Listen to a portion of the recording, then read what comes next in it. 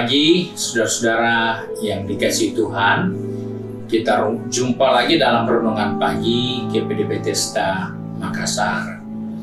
Pagi ini saya akan membaca dari buku 1 Samuel, pasal 16 ayat 7. Firman Tuhan berkata sebagai berikut. Tetapi berfirmanlah Tuhan kepada Samuel, janganlah pandang parasnya atau perawakannya yang tinggi, sebab aku telah menolaknya. Bukan yang dilihat manusia yang dilihat Allah. Manusia melihat apa yang di depan mata, tetapi Tuhan melihat hati. Puji Tuhan, dari ayat pembacaan firman Tuhan ini justru mengajar kepada saya dan saudara untuk selalu berhubungan dengan Tuhan. Mengapa hal itu penting? Karena di sini kita menjumpai seorang kepercayaan Tuhan yang bernama Samuel. Dia sudah melihat suatu pengalaman, dan pengalaman itu bisa dijadikan alat ukur bahwa seperti yang saya lihat dahulu, yang Tuhan informasikan, tentunya seperti itulah kira-kira. Tetapi Tuhan berkata kepada Samuel,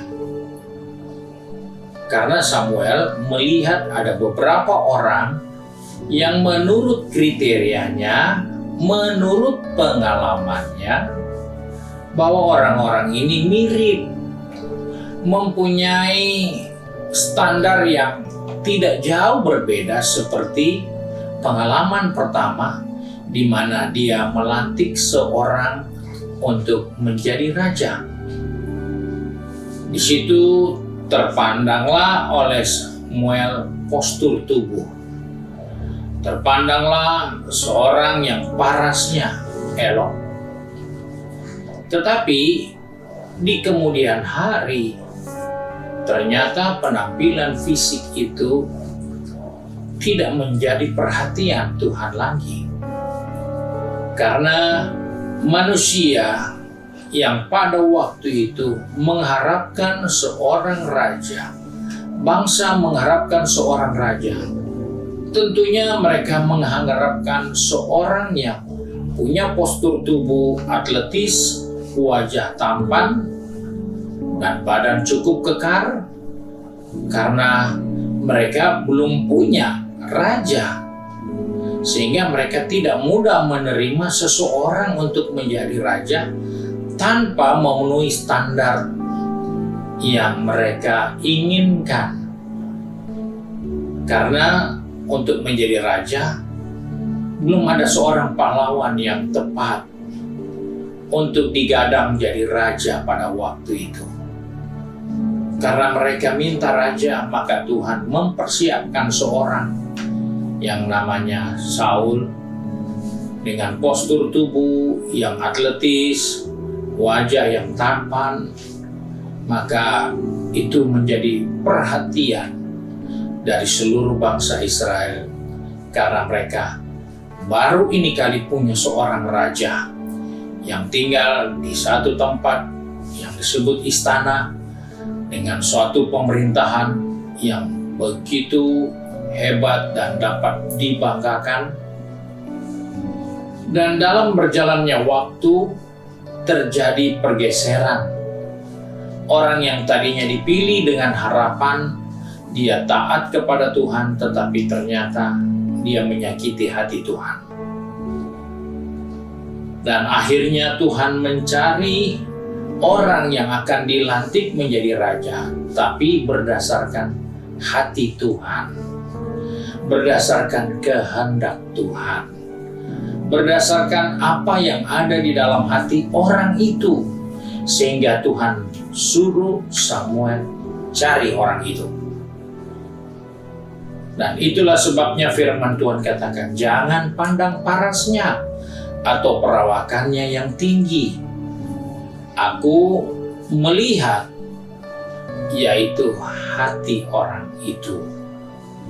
Sebagai orang percaya, sebagai umat Tuhan, kita diingatkan lagi hari ini bahwa tentunya ada berapa banyak ukuran-ukuran nilai-nilai yang kita buat terhadap diri seseorang atau siapapun dia, yang kita rasa pasti orang-orang seperti ini yang layaklah. Orang-orang seperti inilah yang berkenan di hati Tuhan. Ternyata tidak seperti itu. Tuhan melihat hati. Hal ini yang juga seringkali menjadi sedikit banyak perdebatan.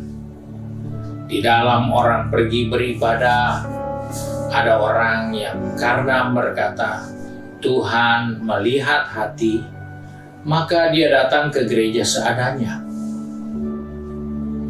Pakaian sederhana mungkin, tidak salah.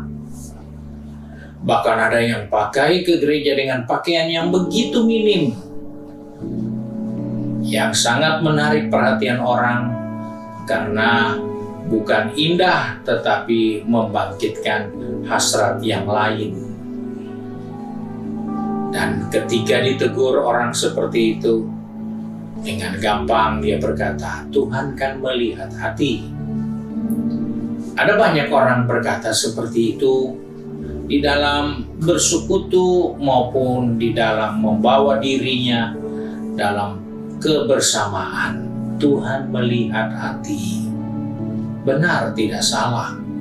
Tetapi Alkitab katakan dari hati keluar dan diekspresikan melalui beberapa hal penting, yaitu melalui mulut kita, perkataan kita dari hati keluar melalui beberapa indera yang ada pada tubuh kita, sehingga itu akan terbaca. Orang ini hatinya penuh dengan sukacita, wajahnya bergembira, jalannya energik, dia bersukacita, dia optimis karena hati. Dan oleh sebab itu, ketika Tuhan sudah menolak Saul menjadi raja, maka Tuhan katakan kepada Samuel, ambil orang yang aku sudah lihat hatinya. Sebab itu jangan terganggu dengan pengalaman pertama. Kau hanya lihat parasnya, perawakannya, tetapi Tuhan menaruh perhatian penting yang ada dalam diri manusia, yaitu hati. Oleh sebab itu tidak heran kalau Salomo pun katakan, peliharalah hatimu dengan segala kewaspadaan, karena dari situlah terpancar kehidupan. Jadi kita tidak boleh hanya sekedar datang kepada Tuhan menurut selera kita, karena kita berkata, kan Tuhan lihat hati, ya suka-sukanya saya mau pakai apa. Itu bukan jawaban. Tetapi kalau hati ini terpelihara, karena hati ini yang berkenan di hadapan Tuhan, maka semua penampilan kita, semua perbuatan kita, semua sikap kita akan jauh berbeda dari sekedar bekerja, dari sekedar melayani, dari sekedar beribadah. Akan berbeda ketika hati ini yang mengendalikan seluruh kegiatan kita. Karena hati ini terpelihara, engkau menyanyi hanya sedikit, bagian-bagian tertentu yang engkau ingat, tapi karena hatimu engkau bisa menikmati kebahagiaan. Engkau pun mungkin belum terlalu mahir berdoa, tapi karena hatimu engkau bisa berdoa dengan segala kesederhanaanmu dan engkau merasa puas, karena itu lahir dari hatimu yang terpelihara. Engkau boleh fasih lidah, engkau boleh mahir berkata-kata, tapi kalau itu tidak keluar dari hatimu, maka kata-kata itu tidak akan memberi pengaruh dalam hidup ini. Sebab itu, diingatkan kepada saya dan saudara. Jangan tertegun dengan pandangan paras, dengan pandangan terhadap perawakan, tapi perhatikanlah hal yang tidak bisa dilihat dengan mata, tapi bisa diekspresikan dari hidup, yaitu hati. Pagi ini kita diingatkan hati kita yang akan membuktikan engkau hidup atau engkau tidak hidup. Engkau bergairah atau tidak bergairah. Engkau asal-asal atau bersungguh-sungguh. Hati yang dilihat. Oleh sebab itu, peliharalah hatimu dengan segala kewaspadaan. Karena hati itulah perhatian Tuhan. Karena dari hati itulah muncul kehidupan, muncul gairah, muncul semangat, muncul sukacita, muncul optimisme, muncul kepastian-kepastian yang Tuhan janjikan karena hati terpelihara. Mari kita satu dalam doa. Kembali kami datang kepada Bapa di surga dengan mengucap syukur. Karena hari ini Tuhan mengingatkan kami memelihara hal yang penting yang menjadi perhatian Tuhan, yaitu hati. Tuhan tidak terpengaruh dengan penampilan kami, dengan perawakan kami, tapi Tuhan selalu tertarik dengan hati kami. Sebab itu Tuhan tolong kami, pegang tangan kami, atur langkah kaki kami, baik yang sudah pergi ke tempat pekerjaan maupun sudah ada di tempat bisnis, usaha, pekerjaan mata pencarian. Bahkan ada yang sedang belajar di sekolah ataupun yang sudah sibuk dengan kegiatan di rumah tangga masing-masing. Ajar kami Tuhan untuk kami menjaga hati kami. Karena hati kami menjadi perhatian-Mu. Hati kami menjadi pusat dari kehidupan ini. Biarlah sepanjang hari ini hidup kami bergairah. Karena hati kami penuh dengan sukacita dari Tuhan. Karena hati ini terpelihara dengan baik. Terima kasih Bapa untuk berkat-Mu sepanjang hari ini.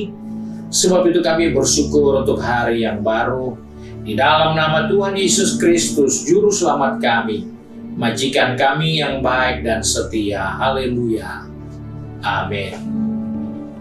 Puji Tuhan, Tuhan Yesus memberkati kita. Selamat pagi.